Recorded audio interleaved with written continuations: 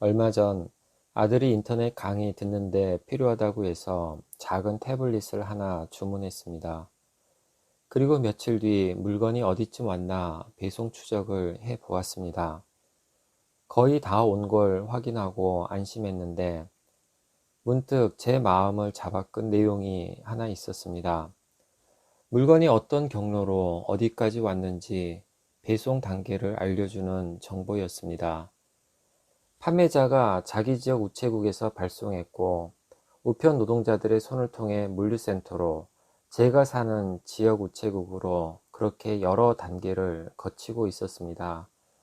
세보니 최소한 8분의 노동자가 수고해 주셔서 편하게 제때에 물건을 집에서 받을 수 있었습니다. 수고는 그분들만 하신 게 아니겠죠. 상상력을 조금 발휘해 보면 북극 한파 속에 얼어붙은 도로에 눈을 치웠을 공무원, 시간에 쫓기는 배송 차량에 끼어들기를 허용해 주었을 시민, 엘리베이터로 급히 뛰어오는 우편 노동자를 보고 열린 버튼을 누른 채 기다려 주었을 주민이 보입니다. 그렇게 수많은 이들의 수고와 배려가 있어 재난 속에서도 우리가 물건을 사고 음식을 먹고 생업을 하며 살 수 있는 것이겠죠. 재난 속에서 우리는 서로가 서로를 돌보며 살아가고 있습니다. 가끔 실시간 세계 통계 사이트를 살펴보는데 이번 겨울 코로나19 확산세가 정말 무섭습니다. 팬데믹 초기 1차 대유행 때보다 훨씬 더 가파르게 치솟고 있는 통계 그래프를 보면 마치 높고 험한 산 앞에 서 있는 느낌입니다. 지난주까지 전 세계 누적 확진자 수는 약 9,360만 명에 이르렀고 사망자 수도 200만을 넘어섰습니다. 게다가 변이 바이러스가 세계 곳곳에서 나타나고 있어 불안도 가중되고 있습니다. 파국으로 치닫고 있는 미국이나 유럽 나라들에 비하면 한국은 한결 나은 상황입니다. 지난주 한국 누적 확진자 수가 7만 명을 넘어서긴 했지만 그래도 3차 대유행의 파고가 조금은 낮아지고 있는 것 같아 다행입니다. 재난의 장기화로 인한 피로감에 지쳐 차라리 몇 주 동안 전국적 봉쇄를 실시하자는 주장도 있지만 시민 대다수는 불안과 불편을 감수하며 재난 속 일상생활을 유지하는 길을 선택하고 있습니다. 그럴수록 서로에 대한 배려와 돌봄이 필요하겠지요. 한국인은 자연적, 사회적 재난이 닥칠 때마다 특유의 공동체적 유대로 재난을 극복해 왔습니다. 오늘의 한국 사회가 코로나19로 인한 파멸의 구렁텅이로 떨어지고 있지 않은 것도 시민이 서로의 팔을 붙잡아 주고 있기 때문입니다. 이는 재난 이전에도 마찬가지였을 겁니다. 다만 어둠이 빛을 더 밝게 느껴지게 하듯 재난의 아픔이 인간의 진실과 아름다움과 선함을 더 선명하게 드러내고 있는 것이겠죠. 재난 이전에도 재난 이후에도 우리는 바울의 겉면처럼 서로를 돌보며 살아가는 존재입니다. 상호 의존성의 세계에서 산다는 것은 서로 더불어 살아가는 것이고 서로 덕분에 살아가는 것입니다. 하지만 상호 의존성을 망각한 사람들은 재난 속에서도 자기 일만 돌보며 혼자 살아남으려고 합니다. 남과 경쟁하며 모든 것을 혼자 차지하려고 합니다. 각자 도생과 경쟁은 코로나19 팬데믹을 초래한 산업 성장 사회가 강요해온 삶의 원리였습니다.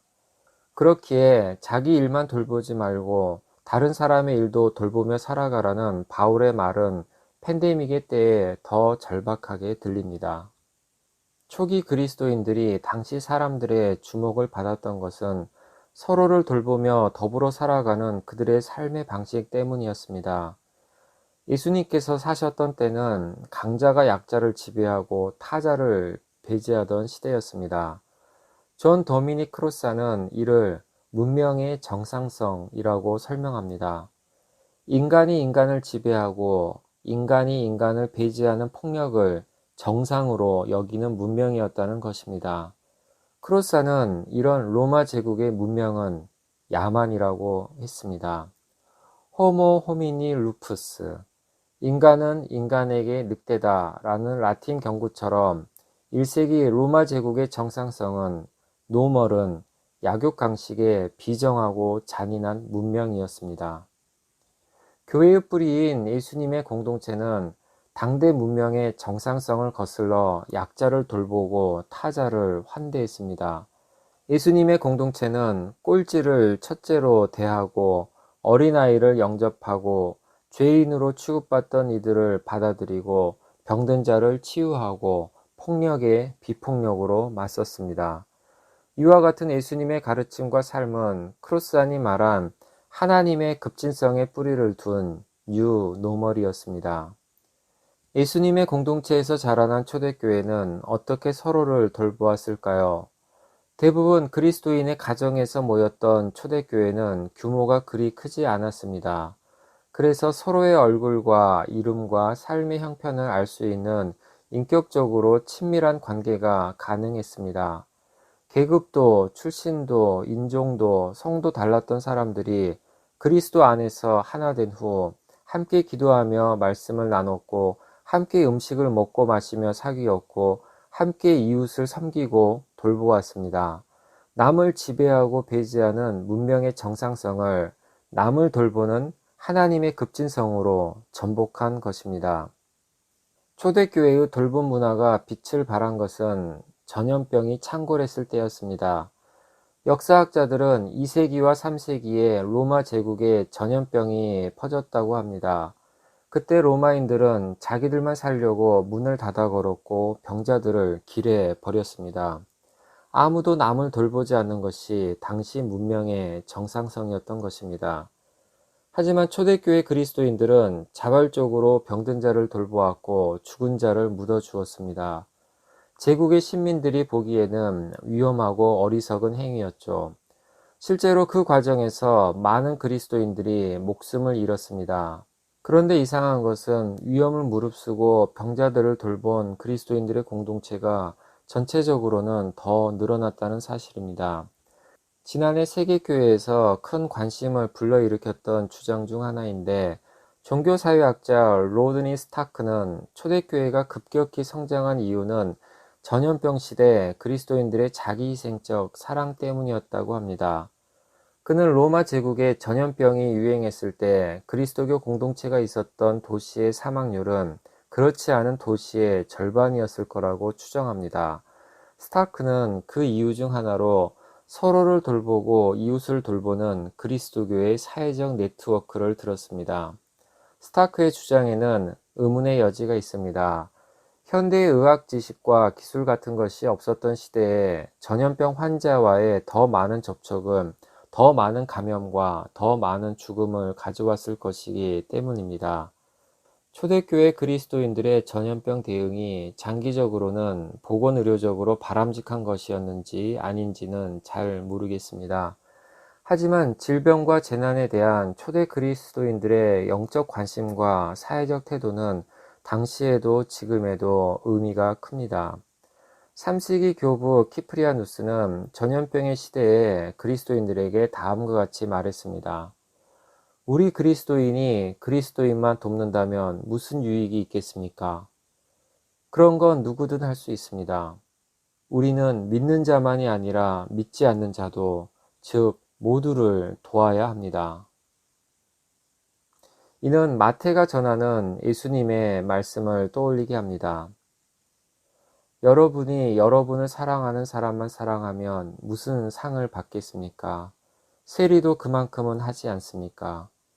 또한 여러분이 여러분 형제 자매들에게만 인사를 하면서 지내면 남보다 나을 것이 무엇이겠습니까? 이방 사람들도 그만큼은 하지 않습니까?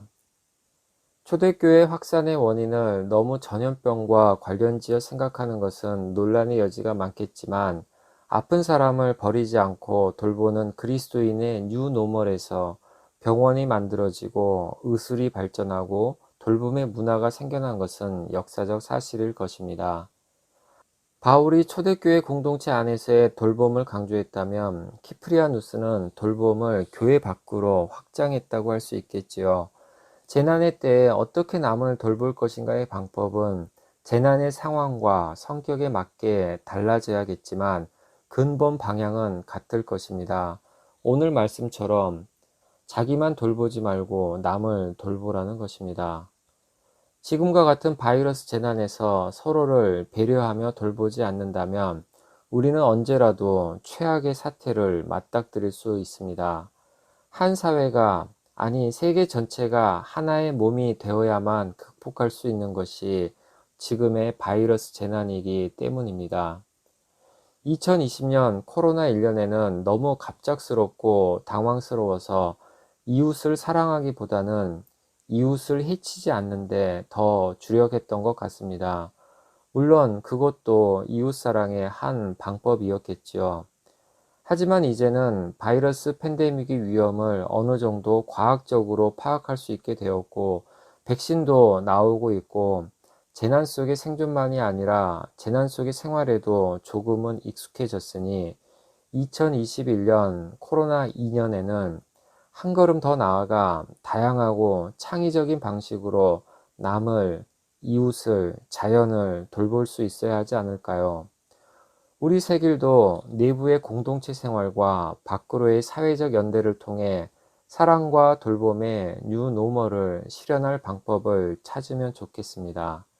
자기 일만 돌보지 않고 서로 다른 사람의 일도 돌볼 수 있다면, 서로의 안전을 해치지 않으면서 서로의 안녕을 위해 애쓸 수 있다면, 우리는 언제 끝날지 알 수 없는 이 재난을 덜 힘들게, 덜 외롭게, 덜 괴롭게 견딜 수 있을 것입니다. 사회적 돌봄의 뉴노멀은 공감과 배려의 마음에서 시작합니다. 그런 마음을 어디서 찾을 수 있을까요? 어쩌면 우리가 찾는 선한 마음은 치르치르와 미치르의 파랑새처럼 우리 가장 가까이에, 우리 안에 있을 겁니다. 얼마 전 폭설이 내린 다음 날 출근을 위해 버스 정류장으로 걸어가고 있었습니다. 아직 제설 작업이 되지 않아 수북한 눈이 길을 덮고 있었습니다. 다행히 먼저 지나간 사람들의 발길에 다져져 한 사람은 지날 수 있을 만큼의 좁은 길이 만들어져 있었습니다. 감사하는 마음으로 그 눈길을 걸어가고 있는데 앞쪽에서 산책 중인 한 사람이 같은 길로 걸어오는 것이 보였습니다. 두 사람이 함께 지날 수 없는 좁은 길이어서 둘 중 한 사람이 비켜줘야만 했습니다. 하지만 저에게는 아마도 그에게도 고민할 일이 아니었습니다. 그와 제가 눈을 마주칠 정도로 가까워졌을 때 거의 동시에 저는 길 오른쪽 눈밭으로, 그는 왼쪽 눈밭으로 길 밖으로 나갔습니다. 결국 잘 다져진 길에는 아무도 남아있지 않았고 그와 나는 신발 속으로 들어온 눈의 차가움에 몸을 움찔했습니다.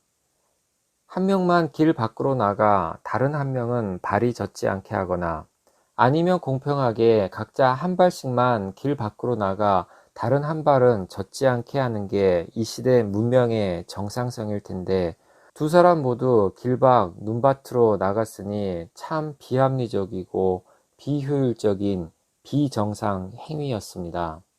그런데 그 순간 제가 차가운 발끝에서 느낀 것은 따뜻한 희망의 감각이었습니다. 합리와 효율의 이름으로 질주해온 산업성장 문명의 정상성이 팬데믹을 초래했다면 인간은 서로를 돌보기 위해 비합리적이고 비효율적인 행위를 할 수 있는 존재라는 사실에서 재난 이후의 세계로 나아갈 수 있는 희망을 감각하게 된 것입니다. 변화의 힘은 이미 우리 안에 있습니다. 좁은 길로 걸으면서 넓은 길에서는 보이지 않고 느낄 수 없을 인간의 선한 마음을 보고 느끼게 됩니다. 좁은 길에서 서로를 배려하기 위해 길 밖으로 한 발짝 내디는 발걸음들이 있어 길이 넓혀지고 그래서 더 많은 이들이 언 땅을 마른 발로 지날 수 있습니다. 그렇게 위태롭지만 따뜻한 재난 생활을 할 수 있다면 우리에게는 희망이 있습니다. 그 희망으로 재난의 시간을 서로 돌보며 살아가면 좋겠습니다. 기도하겠습니다. 자비로우신 주님, 팬데믹의 시간을 돌봄의 시간, 연대의 시간, 희망의 시간으로 살아갈 수 있도록 우리에게 지혜와 용기를 주십시오. 예수 그리스도 이름으로 기도합니다. 아멘.